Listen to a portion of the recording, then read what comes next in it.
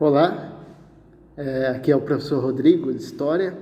Eu estou mandando esse vídeo para falar um pouco sobre a atividade que eu mandei recentemente, que trata-se do tema das fontes históricas, do que o historiador precisa para fazer sua pesquisa, para escrever a história, enfim. Aí eu mandei um exercício para analisar uma fonte histórica, e dessas fontes históricas a gente classifica elas em escritas, que seriam os documentos, as coisas que foram escritas, um texto, um jornal, um documento oficial, e as fontes não escritas, que aí vai variar entre fósseis, a iconografia, que são as pinturas, tem as fontes materiais, que são os objetos deixados pelos povos passados.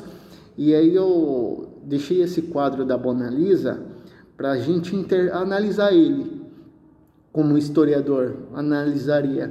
Seria assim, de olhar o quadro, que informações você pode tirar só da observação e análise desse quadro, de observar o que foi pintado, as cores utilizadas, o tipo de vestimenta. Dá para tirar várias informações do quadro da Mona Lisa.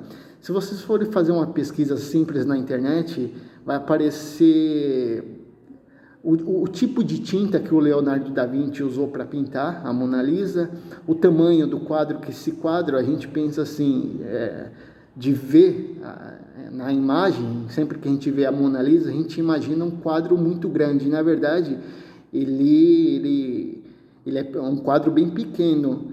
Ele é um quadro que tem mais ou menos um tamanho de metade da mesa que vocês usam aqui na escola. É um quadro bem modesto, assim, em questão de tamanho. Mas aí o que você pode observar nessa pintura seria assim, ele usou tais tintas, e naquela época, aí você tem que procurar informações também sobre o autor, né? Se Leonardo da Vinci viveu entre o século XVI, 1500, morreu em 1600, século XVI, XVII, quais eram o que existia naquela época na Europa, na região ali da Itália? De que recursos o Leonardo da Vinci ele tinha, que tipo de tinta, como ele fazia as cores, por que ele pintou aquele quadro, qual a ideia que ele quis passar, qual a mensagem que ele queria passar quando ele pintou a Mona Lisa. Observar a paisagem de fundo, os pequenos detalhes. O Leonardo da Vinci foi um cara que não só pintou quadros, mas ele era um pesquisador de nascença, por excelência, porque ele tinha projetos de engenharia, máquinas que poderiam voar, e que se comprovou hoje em dia que pela engenharia que ele deixou nos desenhos, ele não chegou a fabricar essas máquinas, mas ele projetou tudo, desenhou, explicava tudo como poderia ser feito, e realmente batia. Ele escrevia textos enormes usando as duas mãos. Em uma mão ele podia escrever um texto, na outra outro texto. Ele podia escrever de forma invertida, como um código, por exemplo. Essa forma invertida de se escrever, ele poderia fazer uma carta invertida e você só conseguiria ler ela pelo espelho, olhando no espelho.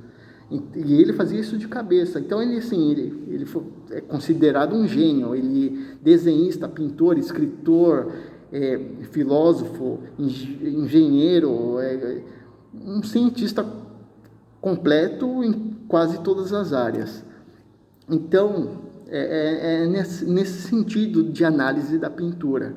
E a entrega das atividades, eu mando pelo Classroom, ou se você tiver alguma dificuldade, e-mail, enfim, deve ser sempre enviada a atividade por meu e-mail, que eu deixo sempre na atividade, que eu vou colocar né?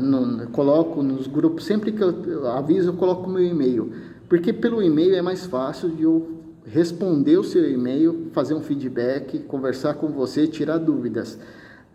Pelo WhatsApp, quando você manda uma mensagem pelo WhatsApp, ela se mistura com as milhares de mensagens que eu recebo por dia, das outras turmas, dos outros alunos. Então, isso pode dificultar a nossa comunicação. Então, por isso que eu prefiro sempre por e-mail. Pede para o seu pai, para sua mãe, eles podem usar o e-mail deles e avisar, eu sou o pai, eu sou a mãe de tal aluno, coloca o nome completo seu, a turma, não esquece, sempre que for mandar uma atividade, coloque o seu nome completo, a turma, que é importante para fazer o registro da atividade. E se tiver alguma dúvida, vou encerrar por aqui para não ficar muito grande o vídeo. Se tiver alguma dúvida, me procura por e-mail. E se não conseguir mesmo, aí você me procura pelo WhatsApp. Você me chama pelo WhatsApp, beleza? Até mais, pessoal.